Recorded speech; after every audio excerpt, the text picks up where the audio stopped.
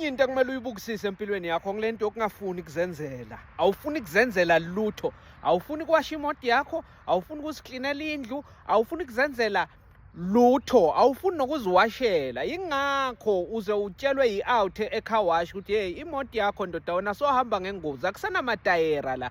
Ubhizi wena njalo nje mawuvuka ekseni nesikhoma se-laptop nesikhaftini oyosidla emsebenzini, uyangena ushaya imoto uyahamba. Since wayithenga imoto awukase wazicheckela i-oil wena, uze ucheckelwe abantu abasebenza kuma-fuel stations egarage athi yebhudi wena bese uhamba nge-oil encane kakhulu ucishe wayimosha injini yakho. Ngoba phela wena njalo mawungena ushaya isikhiyi uyahamba, ushaya isikhiyi uyahamba, awufuni nokuyiwasha imoto yakho noma kuyi-weekend ungamane ulala imini yonke.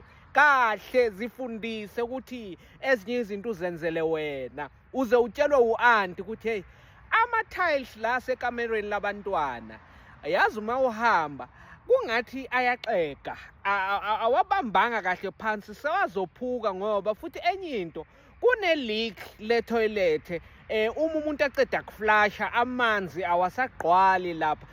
U-akutshele iy'nkinga zomuzi wakho ube ukhona udla amabele. Inkinga yakho ukuthi wena yonke into ufuna ukuthi uqhashe umuntu, yonke into ufuna kwenzelwa, ukhipha imali ya nokuwasha izinto zakho zihamba ama-laundry uyazichenya.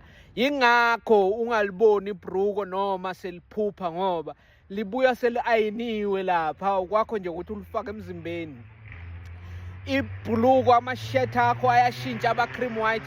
Wena lokho akukuhluphi, wena lokho ngathi akukuhluphi. Nethi kwakho ukuthi hayi ngilimikise laundry, ngilimikise kuphi. Zonke into zakho uyenzelwa. Noma kungashaya uDisemba uxolela ukuthi ubhadala abosisi basendaweni abathathu, baklina indlu yakho, bawasha amakhethenisi, bafaka amapolish ey'tubhini, benze konke ube ukhona wena.